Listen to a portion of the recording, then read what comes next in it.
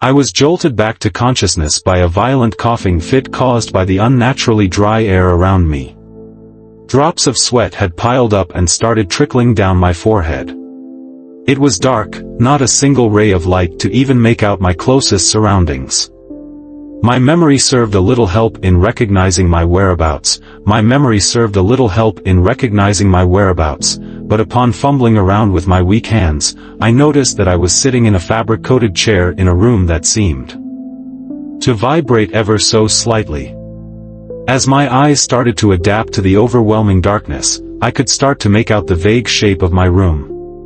There were 3 seats facing each other with windows on the right-hand side, though they revealed nothing more than an empty void on the other side. On the other side was a door with a small window which led out into a hallway, and then it dawned on me where I had woken up. It was a train compartment, and the train was still moving, though seemingly rid of any other people. I tried to get up, but my legs refused to properly cooperate.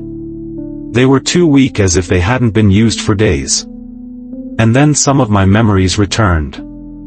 I was traveling. I remembered getting on the train. Though I hadn't the faintest idea what my destination should have been, my memory simply cut short after stepping inside my empty compartment that had been November 12th.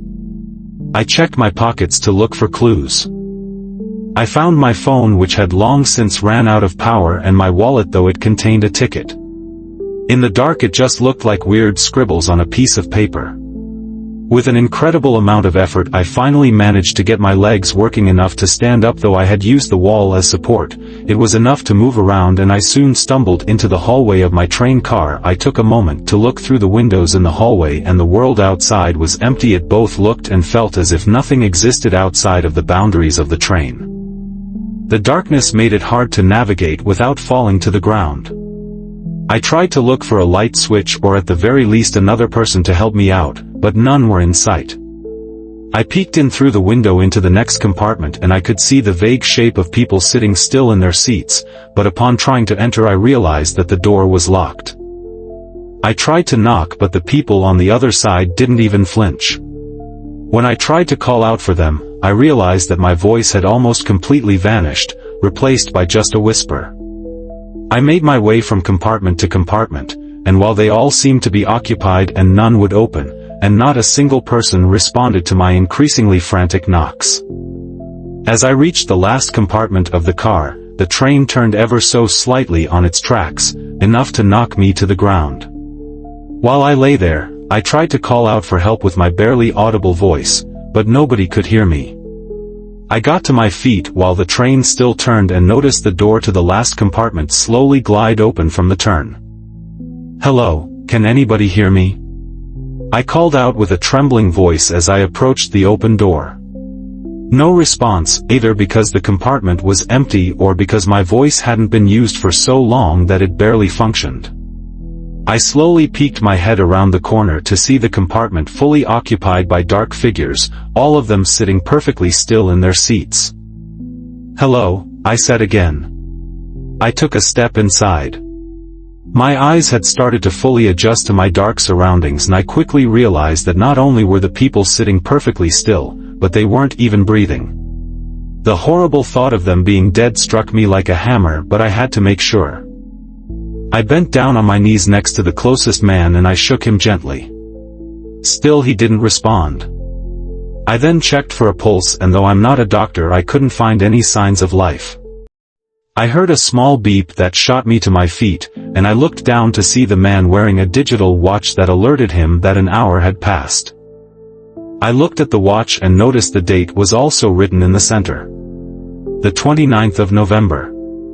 It had been 17 days since I had boarded the train. With a trembling hand, I checked the rest of the people for signs of life.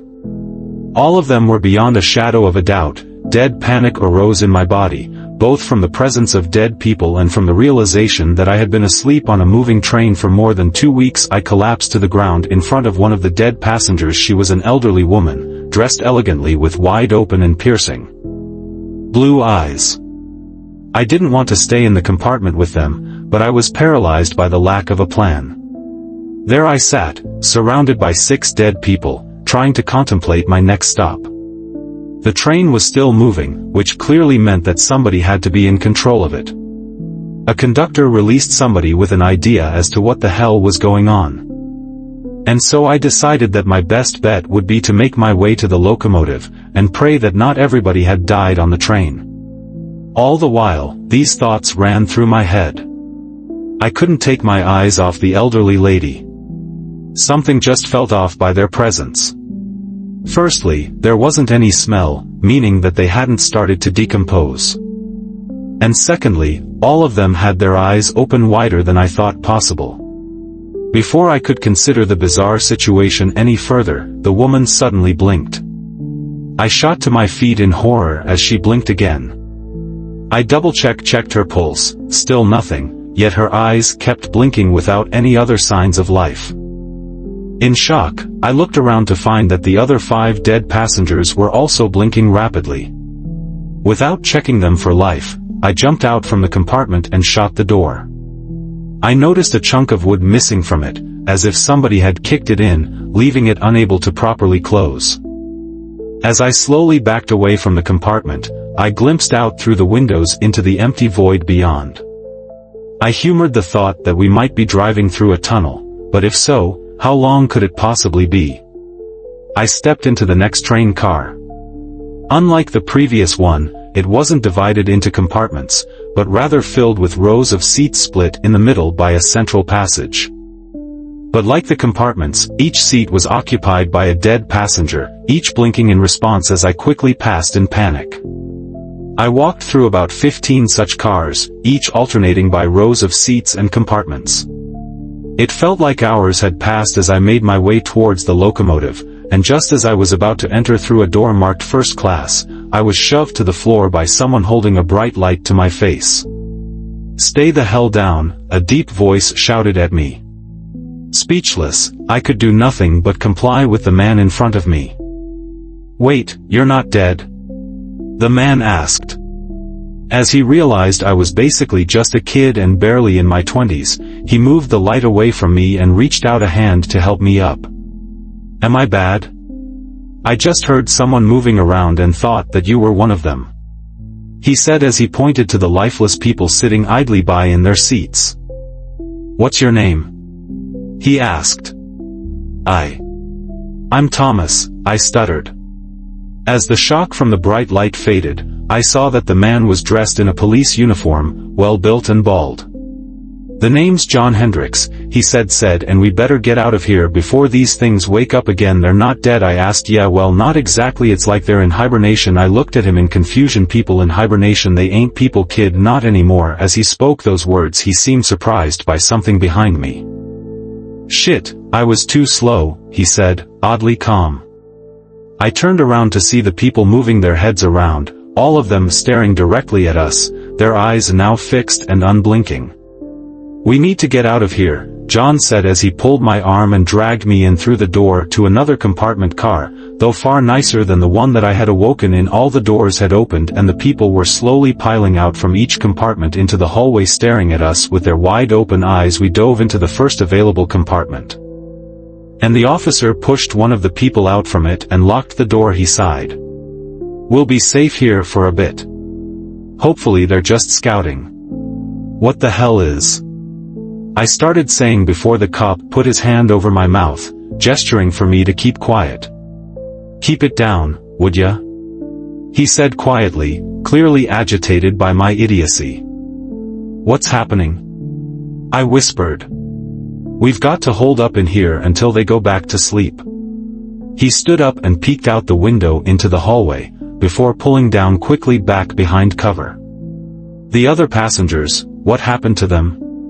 I asked. "Dead. Most of them, anyways. Got a few survivors camped up in the dining car. I just came out to look for batteries, hoping that we could get a phone working and get help." "How the hell did you survive here all on your own?" "I don't know. I just woke up an hour ago," I said. I took out the ticket from my pocket and tried to read it. Officer Hendricks took his flashlight and set it to its lowest setting to help me read. The text on the ticket was a language that I didn't recognize, just jumbled symbols and a date. Yeah, it's the same with all of our tickets as well. None of this makes any damn sense.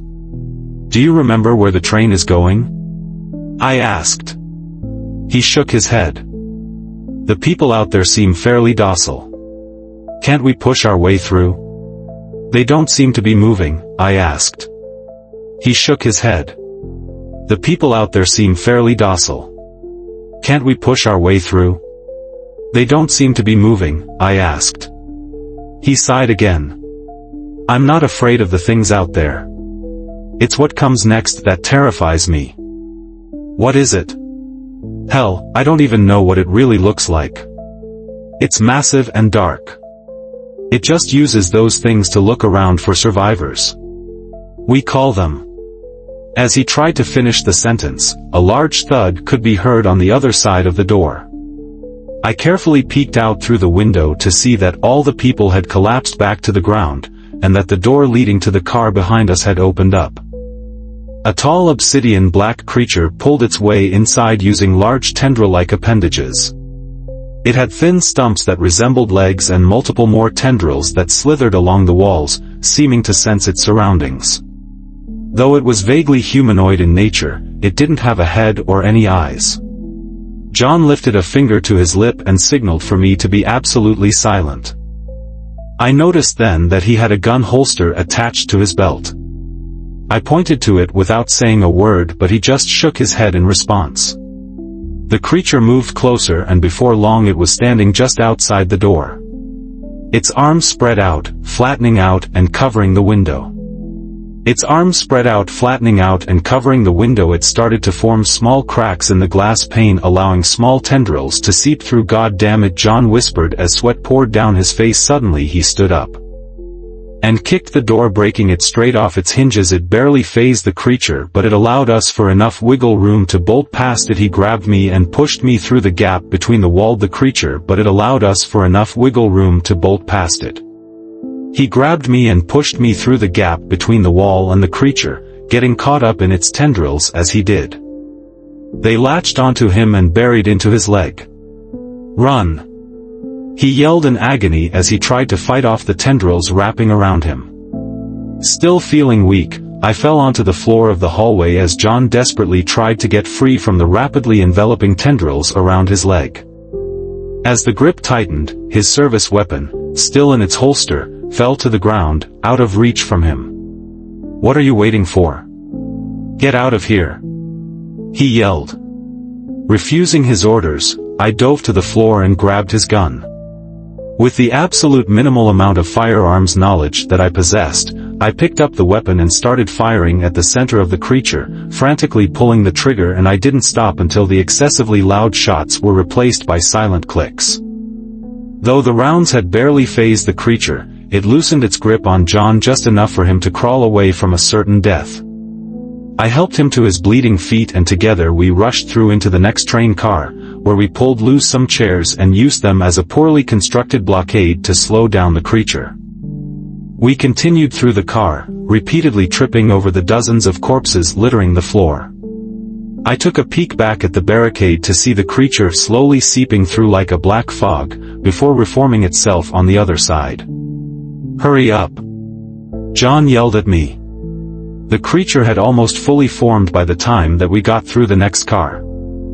Unable to grab us, it quickly realized that we were out of reach, and in response, it split open its body down the middle, revealing rows of black teeth and multiple tendrils that resembled tongues. It let out a horrific high-pitched shriek that shook the entire train, almost destroying my eardrums. The sound itself awakened the dead people strewn across the hallway. They lifted their heads and looked around until they fixated their eyes on us, which alerted the creature to our presence. It moved quickly, all the while its tendrils stretched impossibly far towards us in a hungry attempt at catching us. We were almost at the dining car when I fell back to the ground. A tendril had wrapped around my shoe, and John quickly grabbed my arms as I was pulled away. I screamed, and the door to the dining car shut open. Two men and a woman ran over and helped John pull me free from the tendril's grip. One of my shoes slid off in the process, allowing me to get away.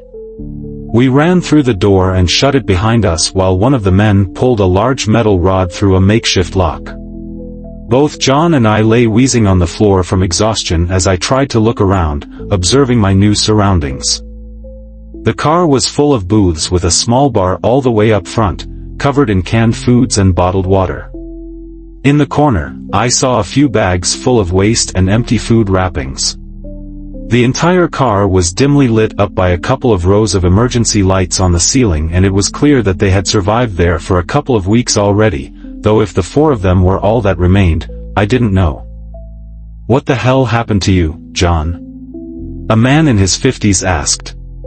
"They must have seen me coming, I don't know how," John said, still out of breath. They kept looking at him in shock, not satisfied by his answer, and so he continued. "I didn't even use the flashlight until I saw Thomas here, and by then they had already awoken." "So you waited until they went back to sleep?" the woman asked. "No, they had already seen us. We had to make a run for it. I came back as quickly as I could." His last sentences shut everyone up, and John stared confused at them. "John, you were gone for 2 days, she finally said. "Don't be ridiculous, I was gone for a couple of hours at the most." She pulled out a digital watch and showed John the time and date. "It's December 1st, she said quietly. That's John trailed off as speechless by the realization. "How did they see you anyway?" "They're not exactly observant unless somebody disturbs them," one of the men said in a condescending tone. "I don't know, Frank, do you think that I did it on purpose?" I thought back to the old lady that I had seen in the first compartment, and I realized that John hadn't been discovered at all. I was the one that got caught. "Officer, I tried to say before John interrupted me. "John," he corrected me, "we're in another dimension or some shit. No need for ranks or titles." I tried to confess again, but the woman noticed John's bleeding leg and rushed over to him. "You're bleeding," she said. "That's nothing." The sentinel got a hold of my leg. "Don't worry, I'm fine. Just sit down, let me have a look anyway." Leg. "Don't worry, I'm fine. Just sit down, let me have a look anyway." John sat down and the woman rolled up his trouser leg to reveal deep gashes in his calf. "You'll need stitches. Get me the med kit, will you?" she said as she pointed to Frank. While she did her best to fix up John's leg, I got a better look at the door.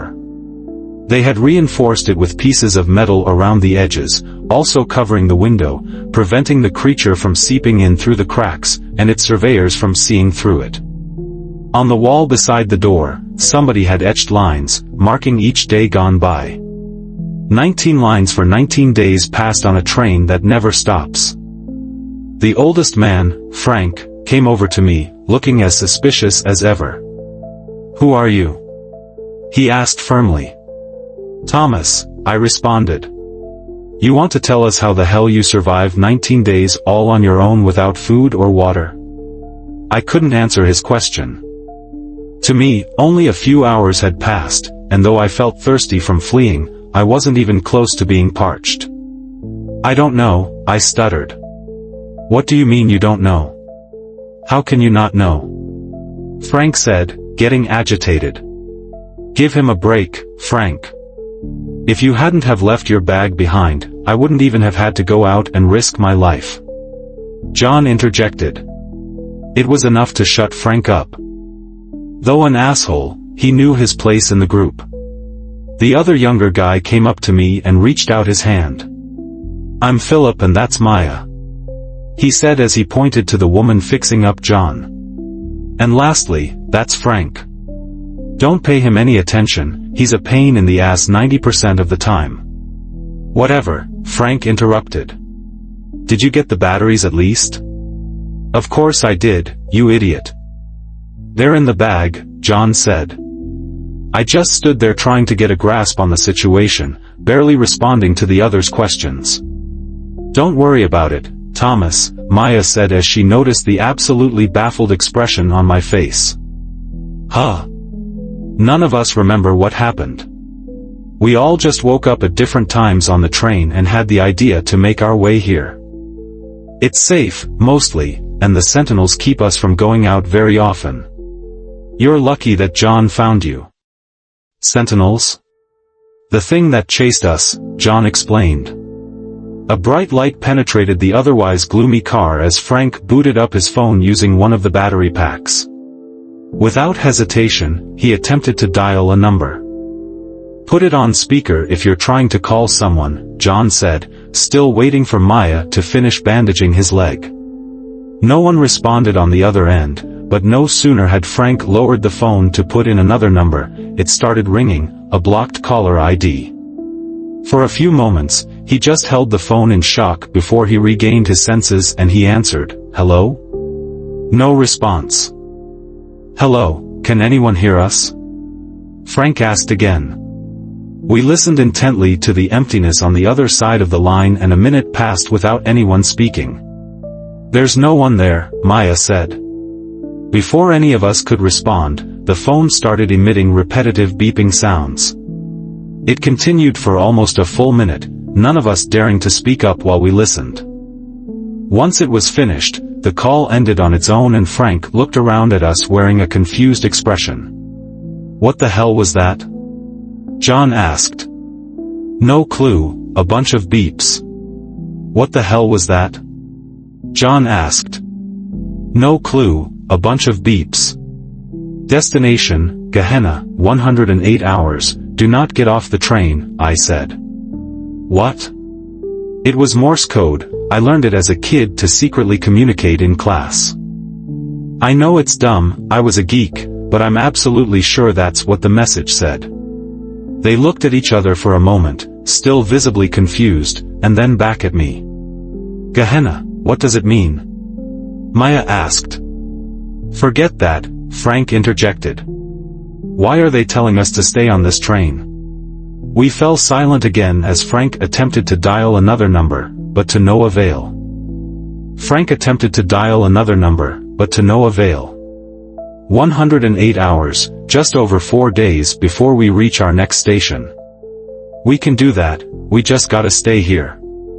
We have enough provisions for at least 2 weeks, John said." "So that's it? We just sit here in the dark for another 4 days, Frank asked.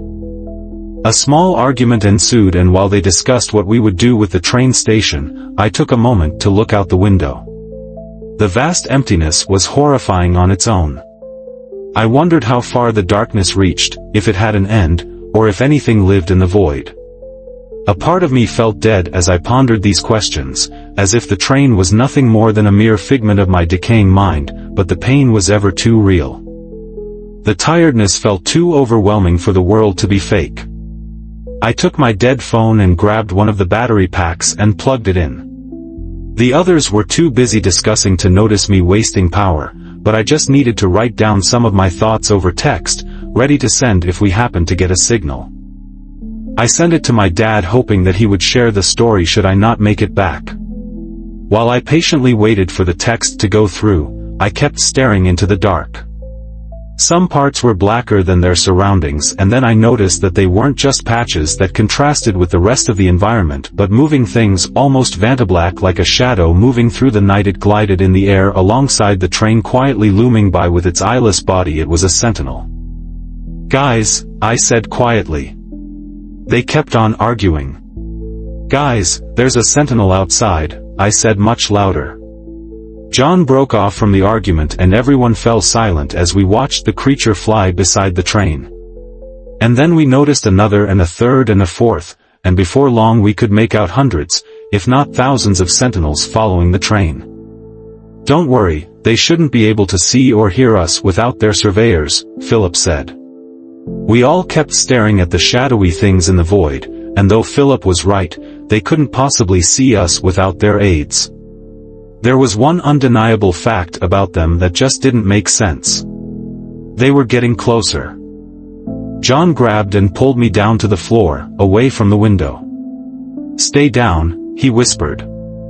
While we lay there, Frank and Philip rushed to cover up the windows with whatever debris and furniture that they could get loose from the floor. Do they know that we're here? Maya asked. Doesn't matter. We ain't risking it. We need to survive for 4 more days until we reach Gehenna. John responded. Gehenna. John responded. They were quick to block the windows, and within a minute we had all settled down on the floor, where we tried to discuss our next move as quietly as possible. On the other side of the door leading to the next car we could hear the shuffling of surveyors trying to get in. They knew that we were here, which meant that the sentinels would be alerted very soon. They're behind the door, Frank said. Can they hear us? I don't know, but stay quiet anyway. They might not know for sure that we're in here, John said. What about your gun? If we just kill the surveyors, they won't be able to alert the sentinels. I don't have any ammo. And besides, that idea is stupid. Even with the emergency lights dimly illuminating our car, it was hard to make out our surroundings, and with no idea how to turn them off, we could only pray that the surveyors didn't notice them either. A few hours passed with none of us daring to speak up, all fearing that the sentinels would come bursting in through the windows at any moment. The only one moving was Maya, and she only did so to check on John's leg. Do we have any antibiotics in the bag? She asked. Philip opened and rummaged through a large travel bag. In the dark, he couldn't see much, and after a minute, he decided to empty the bag of all the random items that they had gathered on the train, finally pulling out a box of pills. Amoxicillin? He half asked, half said. That's all we have? Maya asked. Philip nodded and tossed Maya the box. She handed them over to John, giving him instructions on when and how many to take. John giving them instructions on when and how many to take. The first 24 hours each marked by an innocuous beep from Maya's digital watch. I couldn't get my mind off that name. Gehenna. It sounded familiar. It was definitely something that I had heard before, if only to be stuffed away in the back of my mind, polluted by pointless information that I had gathered throughout my life. 42 hours passed as counted by the beeps.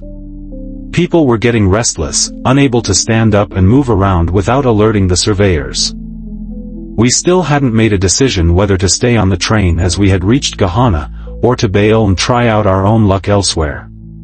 Are we really going to listen to some cryptic message? Philip asked. Like, I don't want to be all pessimistic, but why should we trust them? They're telling us to stay on the train, but do they mean as it stops or now while it's heading there? Maya asked. It doesn't matter. Shouldn't we just do the exact opposite of what they tell us? No, whatever happens, we're getting the hell off this train when it stops.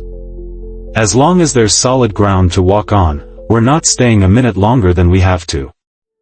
John interjected. 60 hours passed and the void lingered outside of our train, ever present and full of unseen horrors. Despite the stress, I had somehow managed to drift off to sleep, though restless. It was a deep sleep occupied by an incredibly vivid dream of a Gehenna. I saw it as an empty ruin of a city trapped in the center of a steep valley. Maya and Frank stood by my side with defeated expressions on their faces. As we observed our surroundings, a bright light lit up the gray sky, almost blinding us with its presence. I tried to lift my arms to block out at least some of the light, but I couldn't lift them. I tried to lift my arms to block out at least some of the light, but I couldn't lift them. Something within the light had paralyzed me, surging through my body with intense pain. As I winced in agony, my mind suddenly felt clearer than it ever had, and then I remembered. It was just a piece of fragmented information long since forgotten that I had learned during my childhood during some religious class. Gehenna. It was hell, and we were heading straight for it. I awoke abruptly due to a high-pitched, glaring sound emitting from a speaker system hidden in the ceiling. It jolted all of us to our feet in panic as we tried to decipher what it meant. What the hell is that sound? John yelled as he clutched his ears.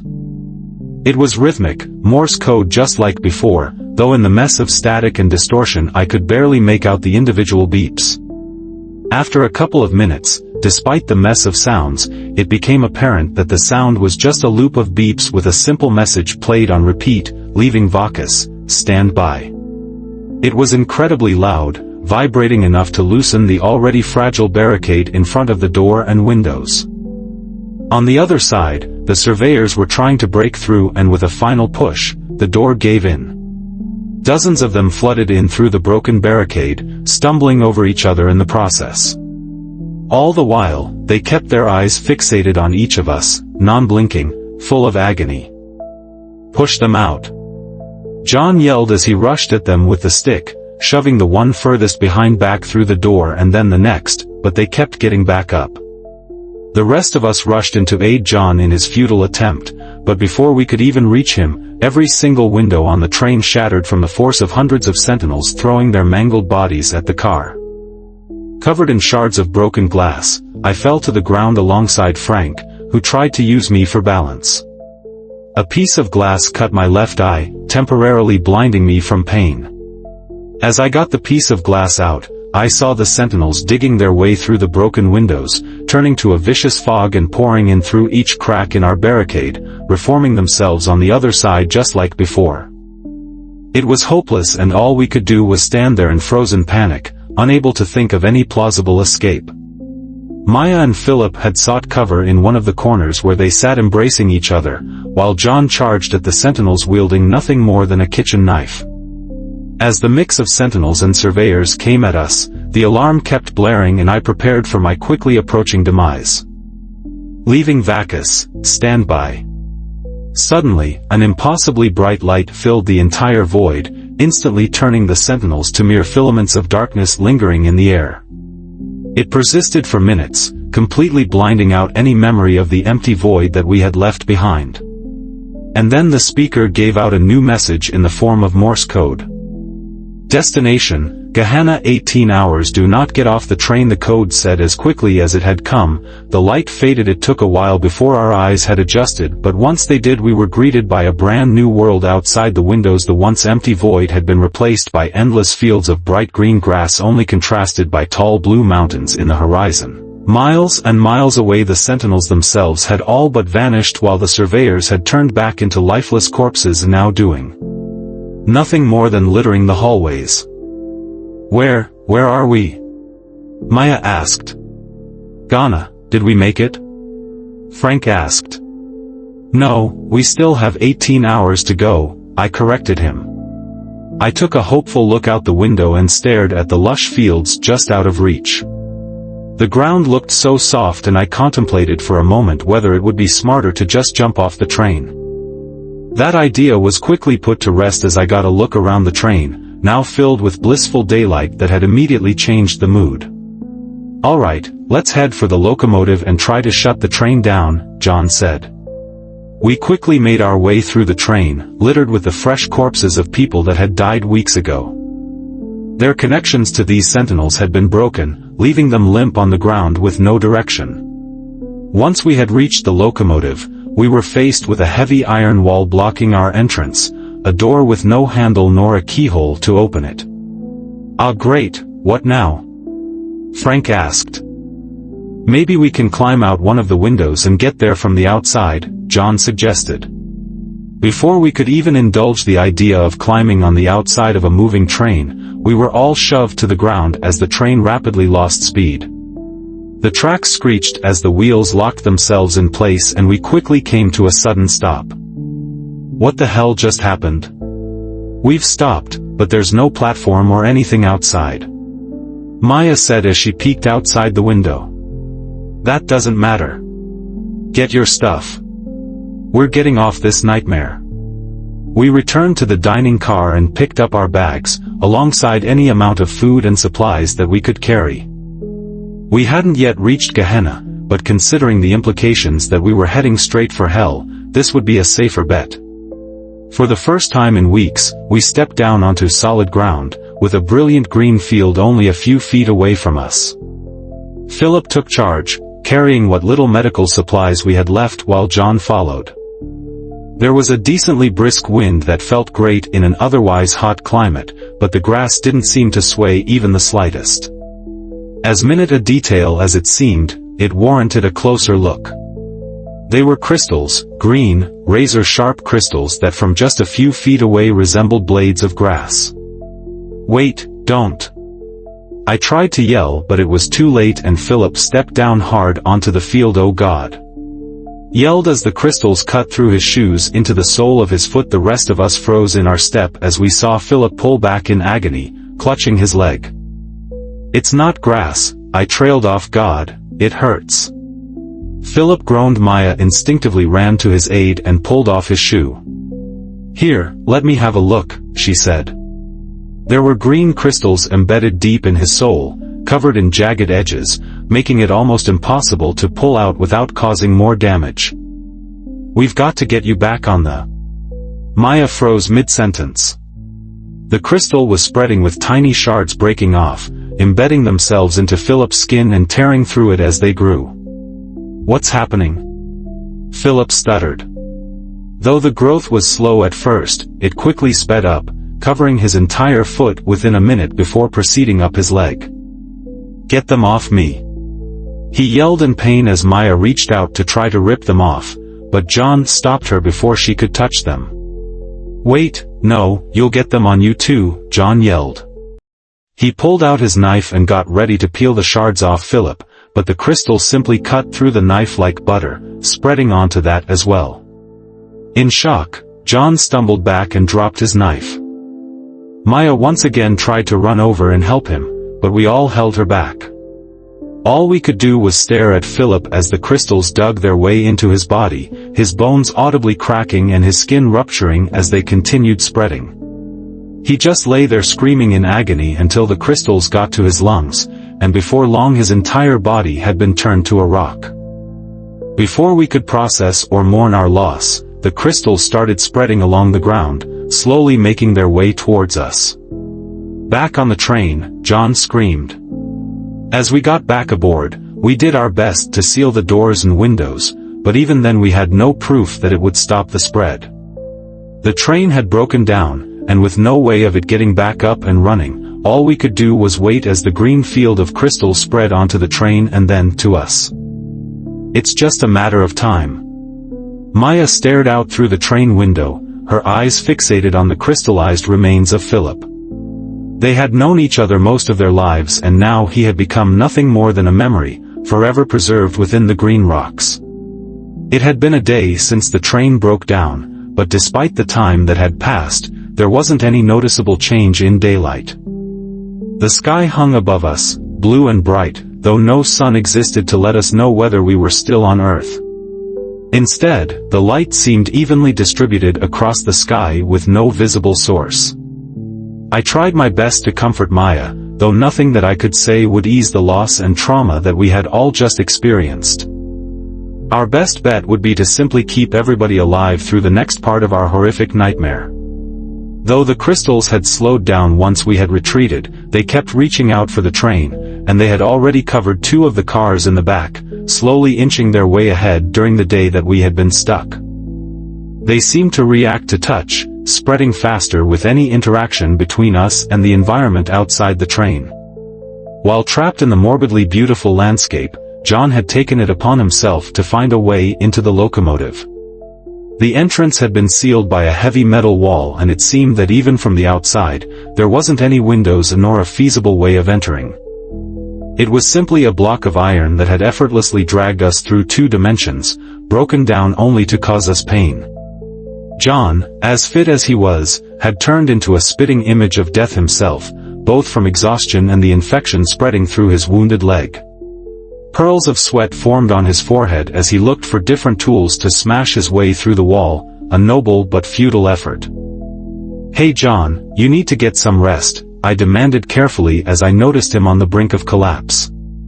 I didn't dare say too much against him, both from fear of pissing him off and because he stood our best chance of escape. "No, I'm fine," he shouted back as he popped a couple of pills, a mixture between antibiotics and painkillers. He leaned against the wall looking out through the window at the ever-growing crystals outside. "There's no time to stop. If we don't do anything, we'll be dead in a matter of days." I know, John, but we can work without you for a couple of hours. You have to take care of yourself. Just leave me alone. I need to think. There has to be a way inside. I know it. He said as he shoved his way past me, off to search for more tools. The train had turned quiet, illuminated by a bright light from the sunless sky above. The air felt heavy and was filled with the stench of dead surveyors, but it was still preferable to the threat of sentinels, and in addition it was now an easy task to search for both supplies and any equipment that we could use to aid us in our escape attempts. Another day passed and the fields of crystals and Maya still hadn't spoken a word, apart from checking on John's bandaged wound and instructing him to keep taking the antibiotics.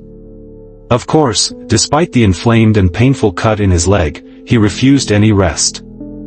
Frank and I eventually decided that we would force him to take a break, even if it meant physically restraining him. After a short talk with Maya to make sure that she agreed, we set out to force John into temporary retirement. He had turned oddly quiet and we had to search every car to finally find him collapsed on the ground with the bandages ripped off and black liquid oozing out from the wound. Before we could even call Maya in to help, the train jolted into movement, quickly coming to a stop as the back cars had fused together with the crystals. The train, it's working again, Frank yelled excitedly before realizing that we weren't actually moving. We looked at each other in sudden realization and shouted simultaneously, "The cars. We have to disconnect them," Frank suggested. "You do that, I'm gonna stay with John. Tell Maya that we need her quickly," I said as Frank started running to the back of the train. "We need her quickly," I said as Frank started running to the back of the train. I sat down and shook John in an attempt at waking him, and while he didn't respond, at least he was breathing. I glanced at the black liquid trickling down his leg, forming a puddle on the floor and not daring to touch it. Whatever it was, it didn't look anything like the yellow pus that I had expected from an infection. Whatever it was, it didn't look anything like the yellow pus that I had expected from an infection. Maya came running to my aid, quickly checking his pulse and breathing. "Oh, he's burning up," Maya said. Suddenly, the train broke loose and we started moving away from the green fields of infectious crystals. Frank joined us with as many supplies as he could carry from the back cars, trying not to leave food or medication behind. "Oh, I can't believe we're moving again," Frank said gleefully as he returned to us, showing little concern for John's current state. Near the front of the train there was a sleeping car which we cleaned out and put John to rest in. Moving the mountain of a man was a tough challenge on its own, but it was nothing next to the challenge of keeping him alive through sepsis as the infection spread into his bloodstream. Maya took on the task of watching John, making sure that he drank and fed him his antibiotics while the train moved closer to Gehenna. It would only be a matter of hours until we made it to our final destination, and I had yet to tell the others what that place truly was. While Frank was busy trying to contact the outside world, using one of the few battery packs still working, I approached Maya to tell her the pitiful truth about our journey. I sat down and glimpsed out the window, watching the landscape change as we quickly passed by. The infinite green fields that had taken Philip started to give way to solid rock, gray and continuous, with scanty cracks breaking its perfect surface. Tall structures extended from some of the cracks, looking like red tree stems covered in veins and arteries, the cracks, looking like red tree stems covered in veins and arteries, pulsating and twitching in response to our passing. At the top, they broke into bubbles filled with swishing black goo, similar to what it oozed from John's wound. Red forests reeking of rotten flesh, growing in density as we kept moving closer to a literal hell. Every now and then, creatures would emerge from the densest parts of the structures, bizarre things vaguely resembling horses, with long bodies and impossibly thin legs stretching at least 15 feet away, and eyes that were pitch black, sunken things, far too large for their heads. About a dozen of them had gotten an inkling to our presence and galloped elegantly along our moving train, keeping up the pace. "Maya, I have to tell you something," I said carefully. She didn't respond. She just kept staring at the creatures that were following us. They never got too close, proudly curious as to what and who we were. "We're not going to make it, are we?" she said without a hint of emotion in her voice. "What do you mean?" "Gehenna, I know the name. It means hell," she continued. The red forest outside kept getting denser, forcing the creatures to break off, and as the trees grew taller, the sky darkened. "I'm sorry, I should have told you earlier. I didn't want us to give up," she said. I kept my mouth shut. She had been struggling with the same information as me, yet she kept helping us. It wouldn't make sense for me to confess that I already knew as well. "I'm sorry about Philip," I said after a minute of silence. "Thanks, he would have wanted us to keep fighting." I checked the watch only to notice the seconds tick slower than normal. According to the time, we were only an hour away from Gehenna. But with every watch having slowed down, there was no way of telling how far away we really were. "So what do we do?" I asked. "When we get there?" I nodded. "I don't know, but right now we have to." She was cut off by John, starting to shake violently, screaming in agony without fully regaining consciousness. At first, it looked like a seizure, but once we saw his leg, we realized it wasn't anything that could possibly be explained by modern medicine. His leg had torn open completely, and black tendrils stretched out, wriggling around in the air as if searching for something. The obsidian black appendages looked exactly like the flesh of the sentinels, and it immediately dawned on both of us that the sentinel had deliberately let John live after spreading itself within him.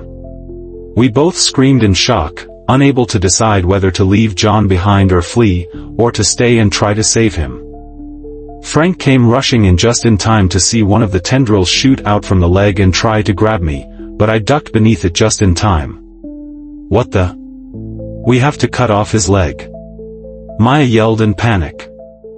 "Frank, get the knife and something hard." "How are we going to?" I tried to ask with a trembling voice.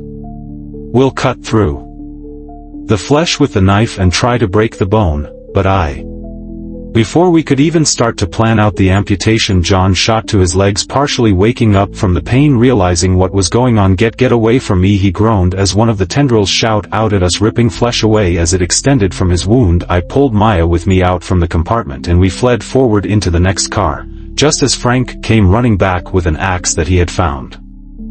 "Where's John?" he asked. We didn't need to answer the question because John quickly followed us, walking with his mangled, sentinel-infested leg. One of the tendrils had grown out from the wound, forming an amorphous black blob on the floor, still attached to John, feeding off his body. His leg had completely shattered and split open, but the infection had spread even further, reaching his abdomen covered in tiny holes occupied by more dark appendages.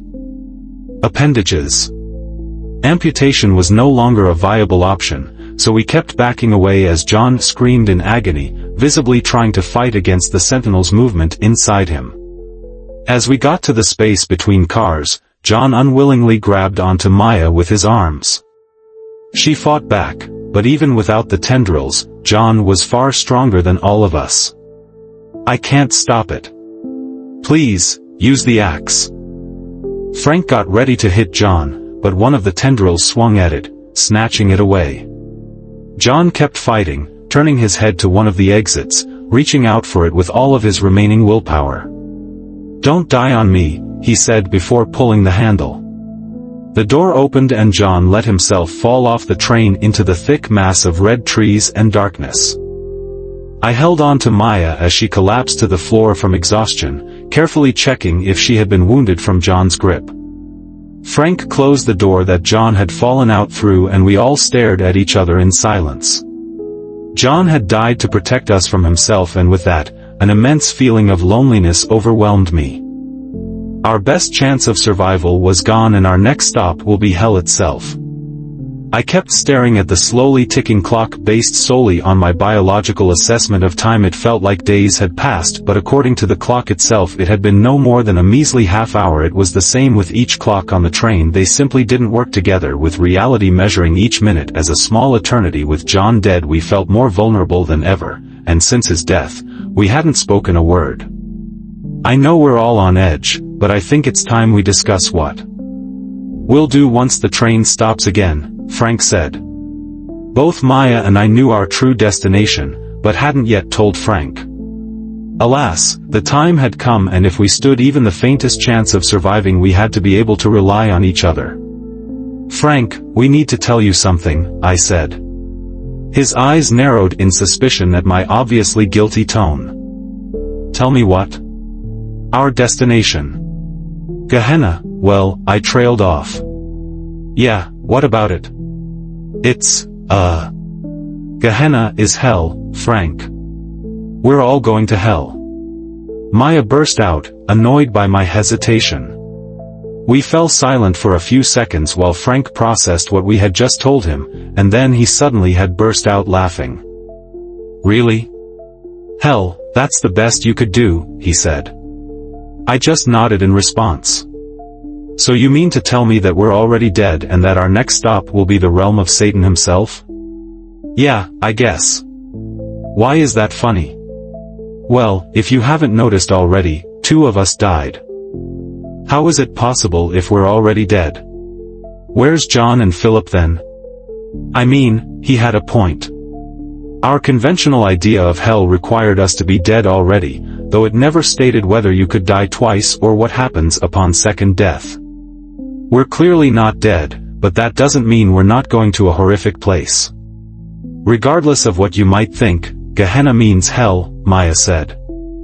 The argument went on fruitlessly for a while, Frank never giving in and admitting that we weren't going to reach salvation once the train had stopped. In the meanwhile, I kept staring out the window. The once green fields of killer crystals had long since vanished, and the forest of red pillars had grown so dense that it finally blacked out each ray of light brave enough to attempt to illuminate our path. If I had known better, I would have thought that we were back in the void, but it felt different, far hotter than it had before, even more devoid of hope. Before I got a chance to question the environment, the darkness gave way to a large open space devoid of any life. Just a rocky, flat surface surrounded by infinitely tall cliffs on each side. It was a valley, gray and dull, with little to no light penetrating a layer of thick clouds above. And then the train started to slow down. "We're coming to a stop," Maya said as she peeked out through the window. "The track ends here." Before long, the train stood still and all the doors opened automatically, signaling for us to get off. There was a sign on the empty platform next to us, written in a language that I couldn't comprehend. I pulled out my crumpled up ticket and compared the text, noticing that some of it matched Gehenna. I mumbled. "So what now? We get off the train and wander the wasteland? Or sit here with the last of our supplies waiting for hunger to kill us?" Frank asked. We never got the chance to make a decision before the train simply started disintegrating under our feet. First the windows turned to sand, and then the seats rotted away as if hit with 1,000 years of time, and finally the floor started to crack, causing us to plumb, and then the seats rotted away as if hit with 1,000 years of time. And finally the floor started to crack, causing us to plummet into the ground. I groaned in pain as I landed, severely twisting my ankle while the others landed slightly more elegantly. Maya and Frank helped me to my feet as we witnessed the last chunks of the train vanish before our eyes. We climbed off the tracks and onto the platform. It was situated on a bridge, giving us a clear view of our surroundings. It was a city, or at least it used to be one, now nothing more than the ruins of a previously inhabited place. Tall cliffs stood around the city, too steep to be climbed, too massive to allow for such light. We were in the shadows, clueless and lost. I looked around at the worn-down buildings, desperately searching for any kind of life, but there was none to be found. Without any other options, we headed down to the streets and started searching for a way out. The houses were mostly empty, too broken to set foot in without risking total collapse, filled only with crumpled papers written in a language that none of us could understand. Where they had furniture was crudely constructed from debris of metal, and what could only be bone fragments, but whoever built any of it were nowhere to be seen. "How much food and water do we have left?" Frank asked. Enough for maybe a day, Maya responded. He sighed in response and we kept walking. I limped behind the other two on my twisted ankle until we eventually reached a large open square surrounded with what looked like temples. Unlike the surrounding city, they were beautifully built in stark contrast to their surroundings. In the middle of the square sat an emaciated figure, a man with white, thin hair and protruding prominent ribs from his starved body. He didn't seem to notice us as we quickly approached him to see if he needed help, but even as we spoke to him he just sat there, rocking back and forth as he mumbled over and over again in a sickly voice. I just want to die. Why won't they let me die? I just want to die. Why not? Why? Why? Maya bent down in front of him and tried to get his attention. His eyes had turned white from cataract, rendering him completely blind, and chunks of flesh were missing from his chest and abdomen, visibly infected and smelling like rot. She reached out and checked his pulse, quickly retracting her hand. He's dead. What do you mean dead? He's clearly living, talking and everything, Frank said. Look at him, nobody could have survived those wounds, and he doesn't have a pulse, Maya said. Of course she was right, the man should have been dead, yet there he sat, crying in agony and begging for a death that never came. Suffering, blind and deaf, without anything to connect him to the world that he lived in. What do we do? I asked. I think maybe we should finish him off, Frank said meekly. We can't. He's Maya stopped mid-sentence, realizing that for once Frank was right. I'm sorry, I think I've got to agree with Frank on this. He wants to die. The least that we can do is free him, I said as kindly as I could. Frank pulled John's knife out from the backpack and looked at us for the go-ahead. I nodded in return. You guys better look away, Frank said. He bent down behind the suffering man and whispered that he was sorry, before quickly slitting his throat. To all of our surprises, not a drop of blood poured out from the newly formed wound. Instead, the man just fell to the ground and gargled incomprehensibly. A whole minute passed and then another, yet the man refused to die. The city wouldn't let him, and rather than freeing him, we had just put him into a whole other level of misery, taking away his voice and the ability to beg for death. I didn't. Frank stuttered as he realized what he had done. And with that, as if a veil had been lifted from our blind eyes, we finally saw the empty city for what it truly was. Rather than the desolate ruins that we had met as we entered, we saw a fully populated city, filled to the brim with suffering inhabitants, each mutilated in various degrees. Most of them were blind, with their eyes either ripped out or turned to coal. Those unfortunate enough to see had their limbs removed, or their organs torn out onto the street, unable to do anything to end their miserable existence. As the horrific realization hit us, the ground below us started to move. The city had finally noticed our unwelcome presence, and it reacted violently by pulling itself apart, creating a gaping chasm in the middle of the square that swallowed anyone unlucky enough to be in the way. What's happening? Frank asked in a panic. I don't know, but let's get out of here, I yelled in response. The chasm quickly widened, revealing a massive hole extending down into the dark abyss, with spikes and black tendrils extending from the burning walls beneath us. With my sprained ankle, I couldn't keep up with the others, and I slipped to the ground as it shook violently. Thomas! Maya yelled as she rushed to my aid, Frank continuing to flee towards the alleys. She pulled me up just in time to avoid being swallowed by the ground. We headed after Frank, who had started running down one of the alleys seemingly devoid of any people. As he entered the alley, the concrete walls started moving vigorously. Frank, wait!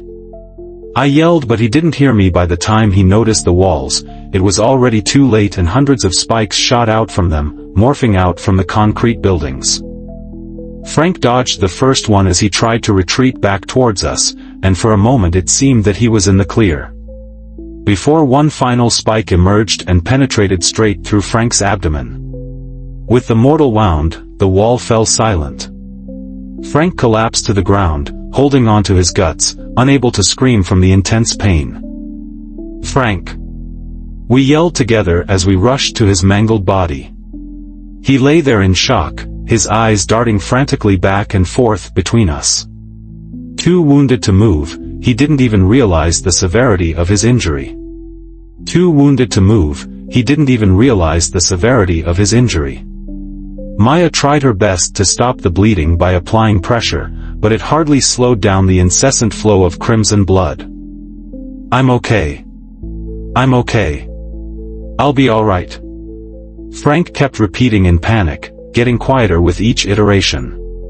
He quickly bled out, too fast to accept his ultimate demise, and all we could do was sit over him as he let out his final breath and finally fell silent.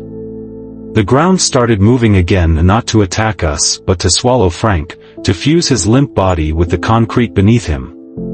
Within seconds he had vanished, and he became one with the city of Kahana. Before we could get the chance to catch our breath, the walls started moving once again. With my injured leg, I knew that I stood no chance of escape, but Maya didn't have to die with me. "Maya, get out of here!" I yelled as spikes formed around us, reaching out to destroy our vulnerable bodies. And then out of nowhere, a dark rumble sounded alongside a bright light, and the ground came to a standstill. An old man emerged from up the alley wearing a worn-out but perfectly tailored suit, and a cane in his left hand. The sound shook us, and I grabbed my ear futilely trying to block it out, but it barely helped. "What the hell are you kids doing here?" the man said as both Maya and I passed out. I slowly opened my eyes, momentarily forgetting that I had literally spent the past couple of weeks in hell. The old man that had saved us stood by the window, staring out at the empty street, mumbling in a language that I couldn't understand. "Good morning," he said without even turning, somehow noticing my awakening. With a throat like sandpaper, I couldn't even respond. I looked around the room with my tired eyes, quickly realizing that Maya was missing. "Maya, where is she?" I forced out, barely a whisper. "Don't worry about her, Thomas. She's resting in the chamber as the infection fades," he said, matter-of-factly. I pushed myself up into a sitting position, noticing a glass filled with a murky, brown liquid on the bedside table.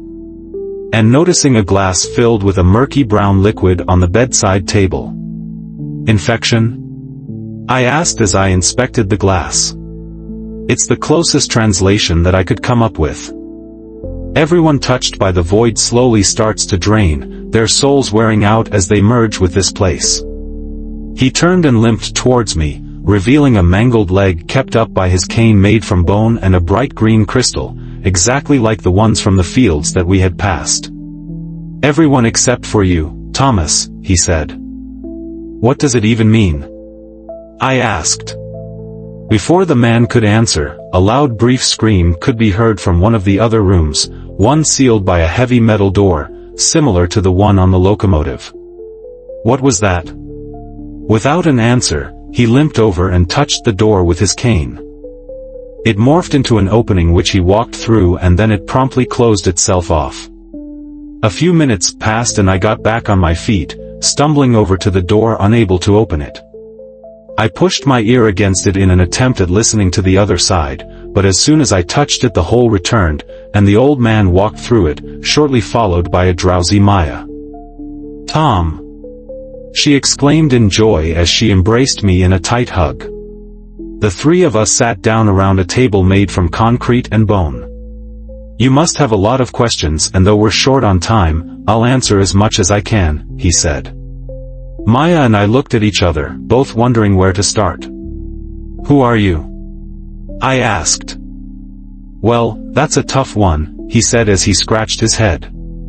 "I'm what you could call a guardian, and my job is to keep this place locked down, preventing any unfortunate souls from accidentally slipping through dimensions and ending up for the rest of eternity here. Before that, before my time, I don't know who or what I was. I believe I used to be a human, but it has been so long that any memory before this place has long since been wiped out." He paused and looked at the untouched glass on the bedside table. "Drink it," he said as he looked at me. Without questioning him, I drank the liquid out of some strange compulsion. It tasted like piss, but it immediately revitalized me, as if I had returned back home and recovered from the ordeals in hell. "How did we get here then?" Maya asked. The man looked at the floor with a shameful expression on his face. "It's my fault. For millennia, I've kept this place safe, but even I have aged and eventually I will perish like all things should, and the people that are already here like the one that we Maya trailed off, they came during the time between the last guardian and myself when there was nothing here to keep the gates between our worlds closed. Those who meet an untimely death or narrowly avoid, unable to process or accept it, they all come here. I tried to help the ones that were already trapped, but they were far too gone. Not like you two. Not like us. No, you still have a chance at escape, but we have to move quickly." With that, the man shot out from his car and started gathering a bunch of papers, filled to the brim with drawings and hardly intelligible text in a strange language. "Take these," he said as he put the bag of papers in my hand. We left the house and carefully ventured into the dark streets, but the sky is so riddled with thick clouds that even if the sun existed, it couldn't possibly brighten up the ruins of Gehenna. The street was mostly empty, just a few suffering and lost souls wandering, curious to our sudden presence. Though they started to follow us, they kept a safe distance. "Don't pay them any attention. They won't bother us until we get closer to the light," the man said. He guided our way through the twisting and turning streets, eventually giving way to a vast barren field riddled with the mutilated bodies of the lost souls. Without hesitating, the man started walking into the piles of dead, faster than the both of us despite his mangled leg. Ahead of us, miles and miles in the distance, lay massive cliffs stretching straight up into the sky, obscured at the top by the storm clouds. And then as we touched the cold ground with our feet, a dim light appeared by the base of the cliffs, shooting through the air. "What's that?" I asked. "Your way out. It's a cave that serves as a doorway between our worlds. I've tried to close it, but I'm too weak. Now it will at least serve some purpose." As we passed the dead, some of them awoke, albeit too weak to rise. They stared us down, shrieking unintelligible words of agony. The guardian tapped the ground with his cane and the crystal facing down, and then Dad fell silent once more. He fell to his knee as he lifted the cane, unable to support himself without its help. "What happened to your leg?" I finally worked up the courage to ask. "Oh, it's a recent injury, caused by these sentinels, as you call them. They're usually confined to their void, kept at bay by my mere presence in this world. But recently they've been getting braver. I guess they know that my time is up." "What will happen without you?" Maya asked. "The sentinels will take over Gehenna, rule it as they used to millennia ago, and the gates will open, allowing any unfortunate soul to fall through the gaps of reality." Unless someone takes your place," I asked. He nodded. I looked over at Maya, who had finally realized the same as myself. That one of us had to stay behind and become the next guardian. "Tom," Maya said as she looked at me with pleading eyes. I turned towards her, but before I could respond, the ground below us started moving. I looked down to see that the barren fields had given way to an infinite pile of corpses, all rapidly waking up by our presence. Some just starting to scream, while others were aware enough to grab for us. The guardian pointed his cane at them again, and while some fell silent, he wasn't strong enough to keep them all at bay. "Something's wrong," he said quietly. There was no way that we could reach the cave with the lost souls awakening, and the guardian knew it. Without a word, he slammed the cane to the ground, falling down with it. An impossibly strong light penetrated the air, instantly silencing the dead. As he saved our lives, his skin started to crack and burn, with the vast amounts of energy surging through him. "Run for the cave," the man demanded as he collapsed to the ground, rapidly falling apart. I rushed to help him, but he was surrounded by an invisible barrier, making it impossible for us to reach him. "No, leave me," he groaned. We looked at him in despair as the light started to fade and the dead started to awaken once more. He had bought us a few minutes, but time was quickly running out. "Do as I say and run."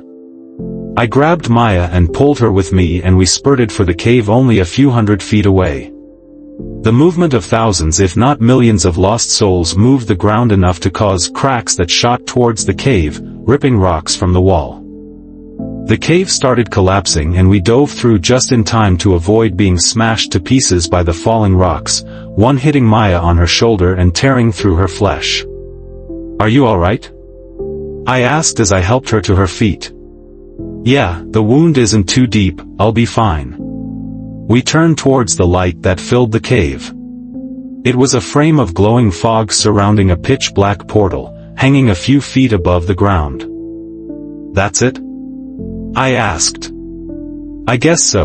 It doesn't exactly look inviting, but there's nothing else around." Even the ground within the cave was riddled with the bodies of the dead, and with each second that we spent there, they started to awaken. "We have to hurry, Maya. You go first," I said as I walked closer to the portal. She didn't follow. She just stood back and stared at the swirling darkness hanging in front of us. "I'm not going with you," she said quietly. "What?"